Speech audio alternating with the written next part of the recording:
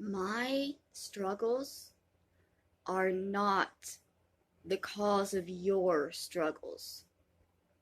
I've said this before because I've gotten comments like this before, and it's always so frustrating to me that people come at me angry that I'm able to get help for my mental health issues and they are not. Or the person that was yelling at me today was saying that I'm the reason that their husband can't get the medication he needs and is dying.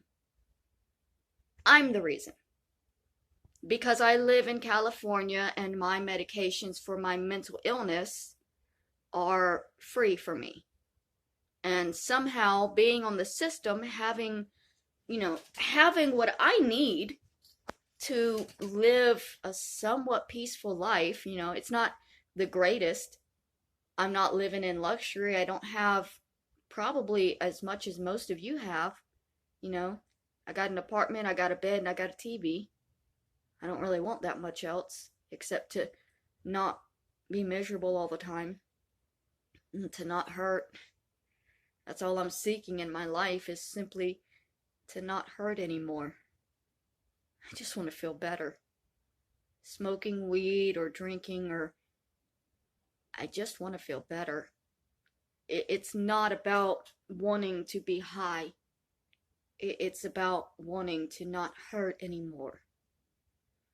And I get that a lot of you are also hurting. There's a lot of pain in this world. There's a lot of sickness. There's a lot of down and outs. But when you're blaming one person who's sick for the reason that another person is sick, when the two people are not connected in any way, it's what am I doing that is causing your husband to suffer? What am I doing that is stopping your husband from being able to get his medications? What am I doing? By seeing my doctor and taking my medications, how is that preventing other people from seeing doctors and getting medications? And I know that not all, sorry, my hand is itching. Not all medications are free. Because some cost a whole lot more, and unfortunately, medications that will help people who are dying are extremely expensive, and they're often not free. Everywhere there are places they're free. You can go online and look for services that will help provide your husband his medication. Like, if it's not where you live, you can try to move to where the medication is. That's kind of what I did. I couldn't get medication in Florida, but when I got to California, I could. I had nothing to leave behind. I had no family that cared about me. I had no job. I had no kids. I had nobody. So there was nothing stopping me from going where the help was. Now, a lot of you also need help. And I'm aware that it's not it's not possible for most people to just up and move where the help is. But to blame the people who are receiving help for your lack of it is just, I don't know. I don't know how to explain it.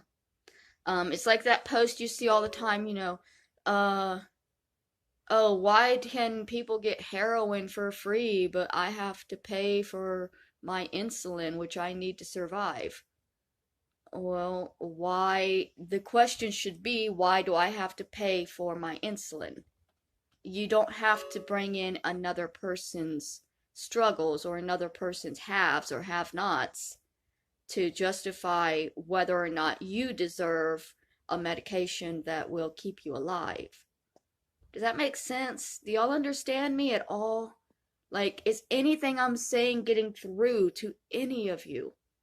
Or are you all just sitting around looking at me as the reason that you're struggling. I'm the reason you're poor. I'm the reason you're sick. I'm the reason that people don't take sick people seriously. I'm the reason that people don't take abuse victims seriously. I'm the reason. But I actually am sick. I actually am an abuse victim. I'm not lying about any of this. And I'm not doing anything to actively hinder anybody else's lives. I am not stopping your husband from receiving his medication. Wherever it is you live is hindering you, not me.